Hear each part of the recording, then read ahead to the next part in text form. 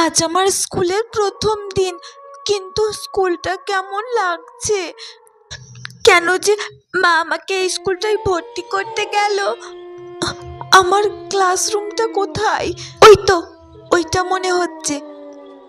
যাই। Hi, hello. আজকে আমার এই স্কুলের প্রথম দিন। আমি এই স্কুলে আজকে নতুন ভর্তি হয়েছি। আমার নাম হচ্ছে প্রিয়া। তোমার নাম কি? আমার নাম হচ্ছে রিয়া। তাহলে চলো, আজ থেকে আমরা বন্ধু। আমরা একসঙ্গেই বসবো, কেমন? ব্যাগটা রাখি। আচ্ছা বন্ধু, তুমি কেন এই স্কুলে ভর্তি হয়েছো? আসলে আমি যে আগের স্কুলে পড়তাম না, ওখানে মা টাকা দিতে পারছিল না, সেজন্য মা আমাকে এই সরকারি স্কুলটায় ভর্তি করেছে। এই বন্ধু দেখ, স্কুলের ঘরগুলো কেমন যেন অন্ধকার, চারিপাশ থেকে কেমন একটা আওয়াজ আসছে, আর জানলা দরজাগুলো সব ভাঙাচোরা। আর তুই বা স্কুলে কেন ভর্তি হলি? চাকরি করে না, সেই জন্য আমার বাবাকে চাকরি সূত্রে এখানে ওখানে যেতে হয়, সেই জন্য আমাকে এই স্কুলটাই নিতে হয়েছে। কিন্তু এই প্রথম আমি এরকম স্কুল দেখছি, কোনোদিন আমি এরকম স্কুলে পড়িনি।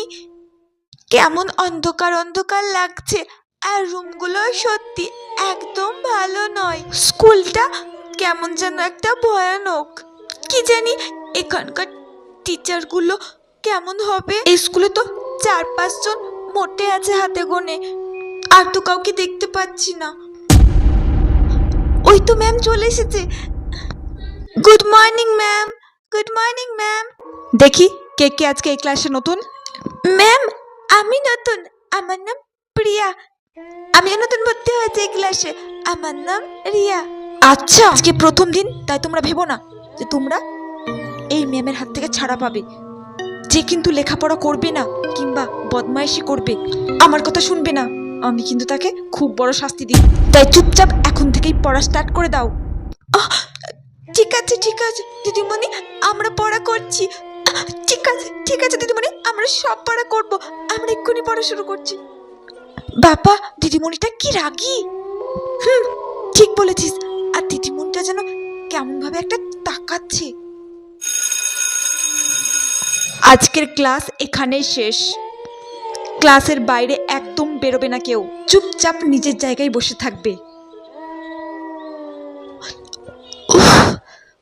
যাক বাবা, এই ক্লাসটা শেষ হলো। বাপরে বাপ, আমার তো খুব ভয় লাগছিল এই দিদিমণিটার ক্লাস করতে। একটু জল খাই। এ বাবা, আমার তো জল শেষ হয়ে গেছে। এই আমার না জলটা শেষ হয়ে গেছে, তুই আমার সঙ্গে যাবি একটু জল ভরতে? না না, আমি জল এনেছি, তুই যা গিয়ে ভরে নে গা। ও আচ্ছা ঠিক আছে, আমি একাই ভরে নিয়ে আসছি। আমি এবার টিফিনটা খাই, খুব খিদে পেয়েছে। আরে জল ভরা কলটা কোথায়? নতুন স্কুল, আমি তো কিছুই চিনি না, আর কাউকে তো দেখতেও পাচ্ছি না যে জিজ্ঞাসা করব। ওই দিকটাতে মনে হচ্ছে জল পড়ছে, ওদিকটাতেই কল হবে। যাই যাই, জলটা ভরে নিয়ে আসি। ওই তো কল, এখান থেকেই ভরে নিই জলটা। আরে কিসের যেন একটা আওয়াজ হচ্ছে না? যা হচ্ছে হোক, আমি জলটা ভরে নিই। এই তো হয়ে গেছে, যাই যাই, এবার কি টিফিনটা খাবো, খুব খিদে পেয়ে গেছে। ওই রুমটা এরকম অন্ধকার কেন? ওই রুমে কোনো ক্লাস হচ্ছে না। স্কুলটাও কেমন যেন অদ্ভুত, পুরো ফাঁকা।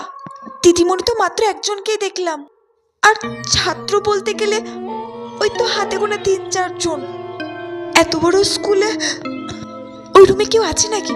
যাই গিয়ে দেখি তো। এ বাবা, এটা স্কুলের কোনো ক্লাসরুম নাকি? দেখে তো মনে হচ্ছে না। কি ভয়ঙ্কর রুম, কেমন একটা আওয়াজ আসছে। স্কুলটা কেমন যেন একটা রহস্যজনক। না না, আমার খুব ভয় লাগছে, আমি তাড়াতাড়ি ক্লাসরুমে চলে যাই। প্রিয়া, প্রিয়া। হ্যাঁ বন্ধু, তুই কেন দৌড়ে দৌড়ে আসছিস? তোর কি হয়েছে? আর বলিস না, আমি জল ভরতে গিয়ে একটা ক্লাসরুম দেখলাম, পুরো অন্ধকার, কি ভয়ানক দেখতে রে রুম। আর কেমন যেন কান্নার শব্দ আসছে। হ্যাঁ? কি বলিস? আমার জানিস কেন জানি না মনে হচ্ছে ওই ক্লাসরুমটার ভেতরে ভূত আছে। তোর মনে কথা ভুল হচ্ছে, ও তোর মনের ভুল। আরে না না, আমি শুনেছি এরকম পুরনো স্কুলে অনেক ভূত পেত থাকে। এই, তোরা কি দুজনে রুম নাম্বার 301 কথা বলছিস নাকি? 301 নম্বর রুমই ছিল। এমা, তোরা কেউ জানিস না ওই রুমটা তো স্কুলের একটা ভুতুরে রুম। কি বলছিস তুই? তোরা কেউ ভুলেও ওই রুমে ঢুকিস না জানো, আমি তোদেরকে বারবার বারণ করে দিচ্ছি।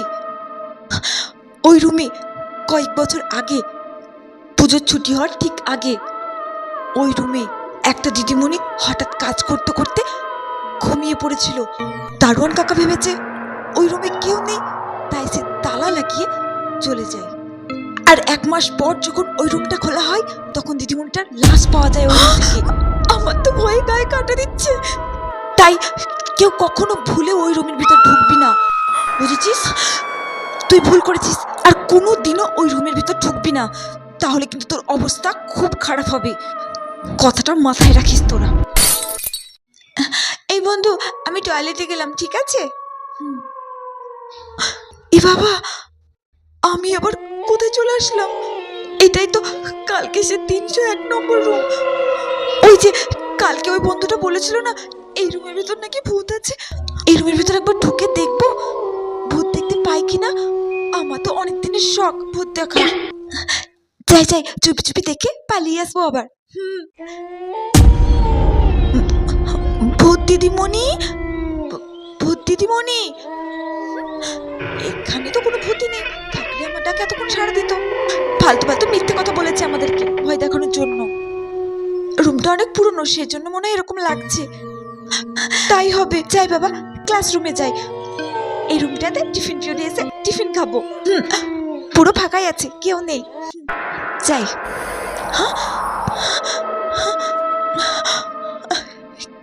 কি যেন মনে হলো একটা পেছন দিয়ে গেল। এবার তো আমার সত্যি সত্যি ভয় লাগছে।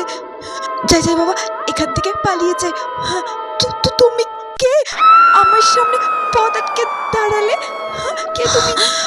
আগে বল, তুই এখানে কি করছিস? মুখটা কেমন চেনা চেনা লাগছে। কে? দিদিমণি, আপনি? এটা আমার জায়গা, কেউ কোনোদিনও এই রুমে আসে না।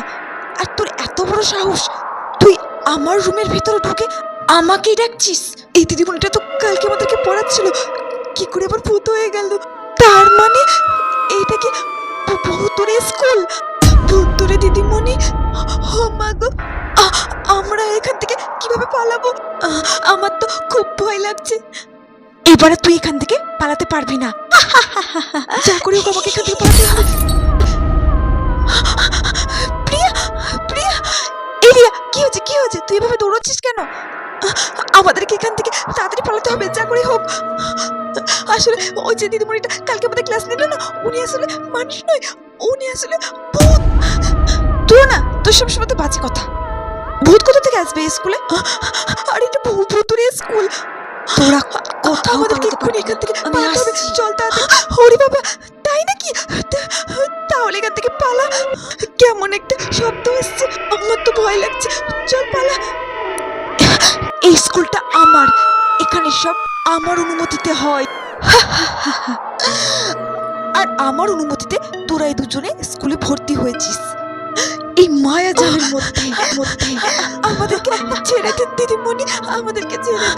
তোরা এখান থেকে বেরোলে তো আমার ব্যাপারে তোরা সবাইকে বলবি, আর আমাকে এখান থেকে বিদায় করার ব্যবস্থা করবি। সেটা হবে না, এটা আমার স্কুল, এখানে আমার রাজত্বই চলবে। আজ 20 বছর ধরে এখানে আমার রাজত্ব চলে আসছে। এই বাবা প্রিয়া, আমরা এবার এখান থেকে কিভাবে বেরোবো?